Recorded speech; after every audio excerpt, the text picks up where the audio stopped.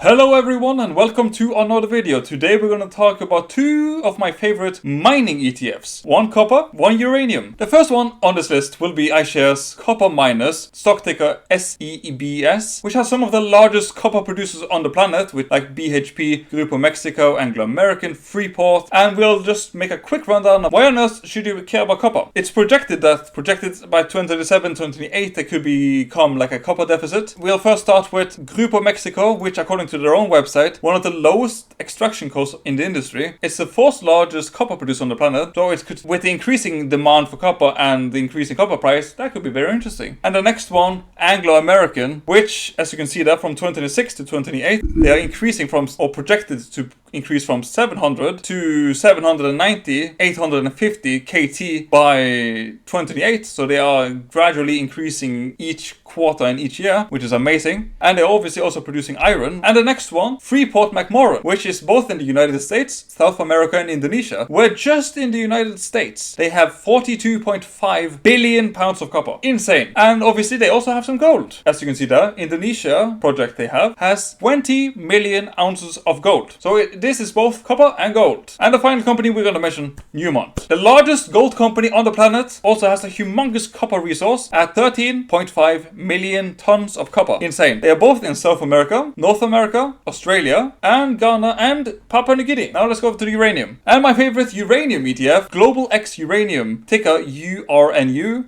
which has both Cameco, NextGen, Oklo, Uranium Energy, Kazatomprom, Centrus Energy, Paladin, and Energy Fuels, but we are mostly going to talk about the mining companies. Starting with NextGen Energy, which has in mineral reserves 239 million pounds of uranium in reserves. We also have a resource, which in measured and indicated they have 256 million pounds of uranium in measured and indicated, but also 80 million pounds in inferred, as you can see here. And this is projected to start in like a couple of years, if everything goes according to plan. And they would or could produce up to 30 million pounds of uranium per year. That's insane. And now talking about the largest uranium producer on the planet, the one Kazatomprom, very interesting to pronounce. But obviously the reason I don't really like it too much is the fact that it's right next to Russia and China. And with the globalization becoming more into blocks, I think Western focused uranium companies are probably preferred. And the next one, Uranium Energy Corp, which is one of my favorites. They are planning to try to become part of the entire uranium eco chain, both mining it to enriching it or fuel fabrication for smaller and larger reactors. And obviously they have several projects. The main ones I'm going to mention, Irigaray Central, which has 66 million pounds of uranium in measured and indicated. And at the Sweetwater they have 175 million pounds of uranium in historic resource. And the final one is Energy Fuels, which is an American uranium producer, which is more or less becoming more and more known as a rare earth company, but obviously they are still producing uranium. This is one of the main projects, Sleep Mountain project, which has 18.4 million pounds of uranium in reserve and 9.6 million pounds of uranium in indicated. Their other project, Bullfrog, has 9.1 million pounds of uranium indicated and 2 million inferred. And the Ruka Honda project has 17.6 million pounds of uranium in MI and 13.8 million pounds of uranium in inferred. So that's just mentioning some of the companies I like the most on this list of ETFs, or like the companies listed in the ETFs. And bear in mind,